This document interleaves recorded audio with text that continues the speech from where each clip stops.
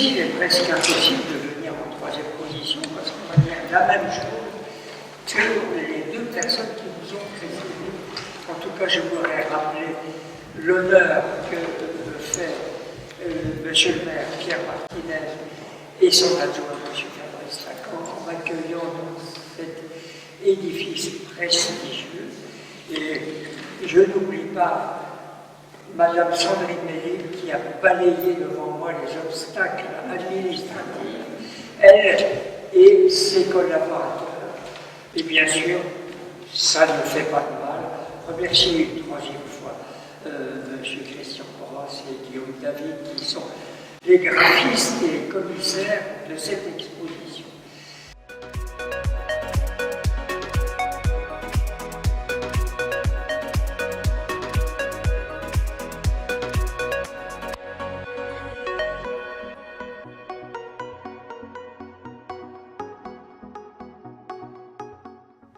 Eh bien, j'ai commencé par faire des études d'art graphique qui devaient m'amener à la publicité, mais dans une école d'arts appliqués de ma ville natale qui était, au sens propre, polytechnique. J'ai donc appris un très grand nombre de techniques, évidemment une simple initiation, mais tout de même, ça a éveillé ma curiosité et m'a empêché de me fixer sur un seul procédé, une seule démarche, une seule attitude.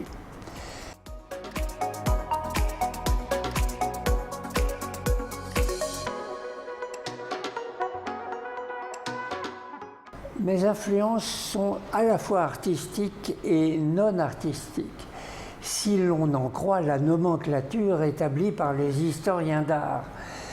Disons que depuis l'âge des cavernes jusqu'à aujourd'hui, j'ai été ébloui par l'expression des civilisations non occidentales, mais aussi à partir du moment où l'art moderne s'est imposé comme une rupture, l'art de la région où j'habite.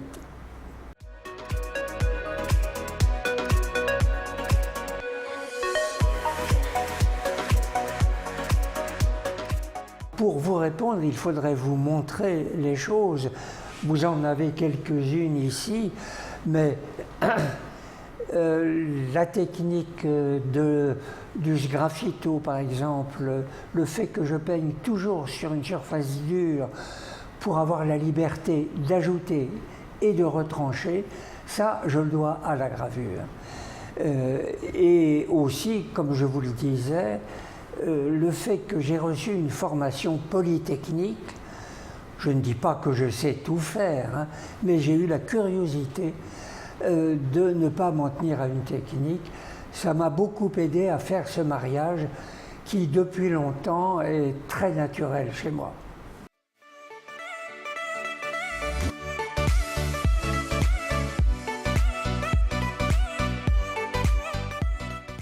Eh bien, c'est comme une attente amoureuse. À un moment donné, j'ai une émotion, une vision. Elle est confuse, mais très forte. C'est comme un rêve dont on essaye de se souvenir quand on s'est réveillé. Et après, tout le travail consiste à se rapprocher de ce rêve inaccessible.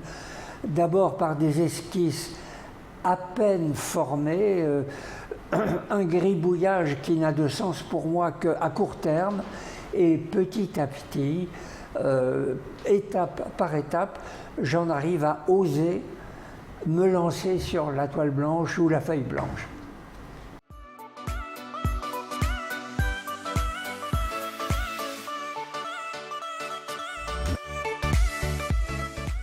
Eh bien, je vais répéter ce que José Pierre, qui était un historiographe du surréalisme, a dit à mon propos, que je me situais en un point d'où les différents vocabulaires plastiques cessaient d'être perçus comme contradictoires.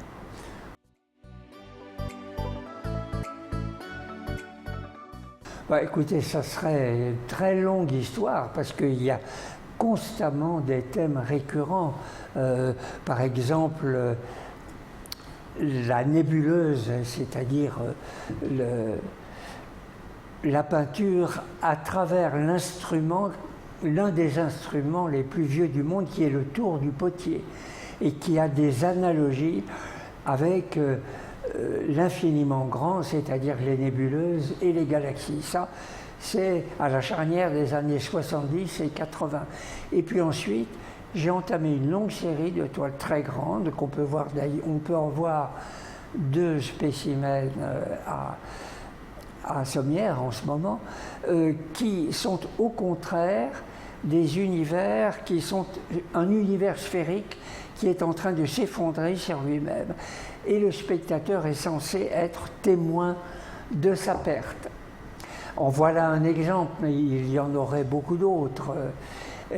Ils ont en commun ceci, c'est l'analogie entre la mécanique des fluides qu'est la peinture et les phénomènes physiques que l'on peut observer partout.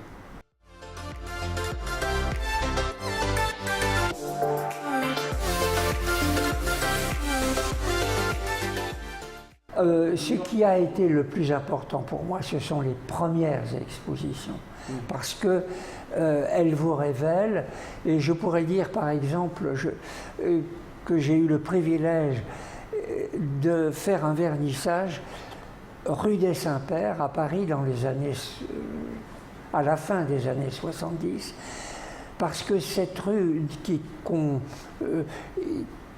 comporte une dizaine de galeries d'art, dont certaines étaient très célèbres, comme Facchetti, organisait des samedis de vernissage. Alors, ça attirait un monde énorme et on côtoyait des artistes qu'on n'aurait jamais rencontrés par ailleurs. Alors, ce sont ces manifestations-là qui, pour moi, ont eu le plus d'importance et de répercussions.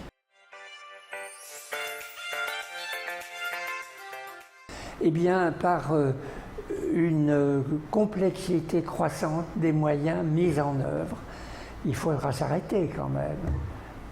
Mais ça s'accompagne d'un ralentissement nécessaire à la fois à l'immersion et à l'exécution. Disons que dans l'exécution des œuvres, il y a une alternance entre 2 attitudes.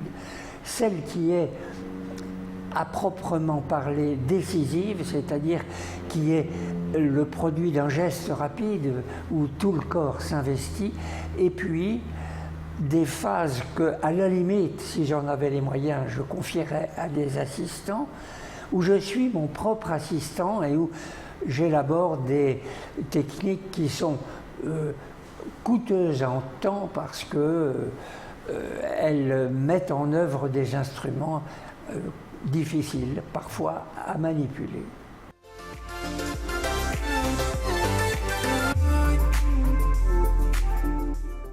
S'il y avait un message que je puisse partager verbalement, j'éviterais de faire de la peinture, déjà. C'est une forme de pensée non verbale et il faut quand même se le rappeler. Et quand on fait, comme je le fais maintenant, un discours, on est quand même à côté de ses pompes, d'une manière générale. Les techniques, oui, elles sont très nombreuses. Il y a les pinceaux les plus divers, des instruments tranchants, des instruments raclants, de l'éponge, de l'aérographe, et aussi des supports intermédiaires qui disparaissent avant la fin, comme des millards grainés sur lesquels je fais des dessins et que je découpe ensuite pour pulvériser la peinture, ce qui donne ce modelé de bas-relief qui est commun à toutes mes images.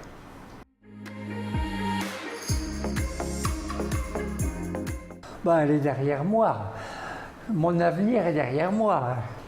Non, je pense que ce dont rêve tout le monde, c'est d'avoir une carrière qui commence après votre disparition. Mais là, on n'a aucune maîtrise de la chose.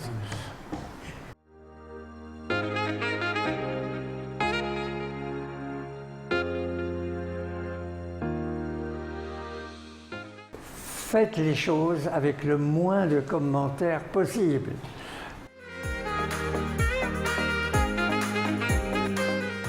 Je ne sais pas, dans l'immédiat, je vais avoir 2 ou 3 expositions dans la région.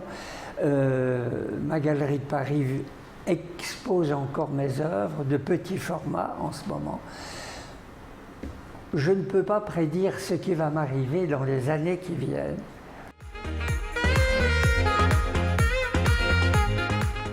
Alors, une anecdote amusante, oui.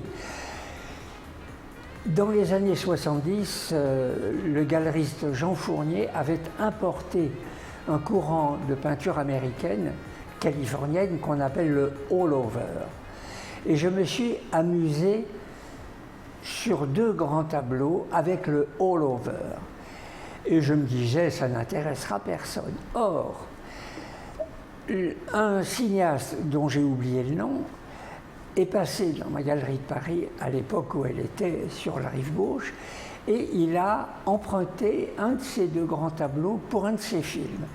Il s'agissait d'une comédie loufoque qui s'appelait « Je vais craquer » et dont le personnage principal était incarné par Christian Clavier. Et il y a une scène où il est invité chez un grand collectionneur américain où il essaie en vain de sauter une poule de luxe sur un canapé. Eh bien, derrière le canapé, il y a mon grand tableau.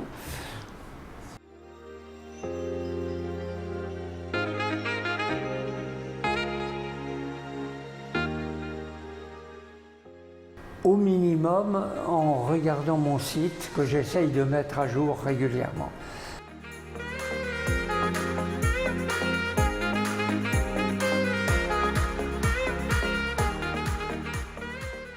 Oh bien écoutez, je crois que vous m'avez sondé à fond.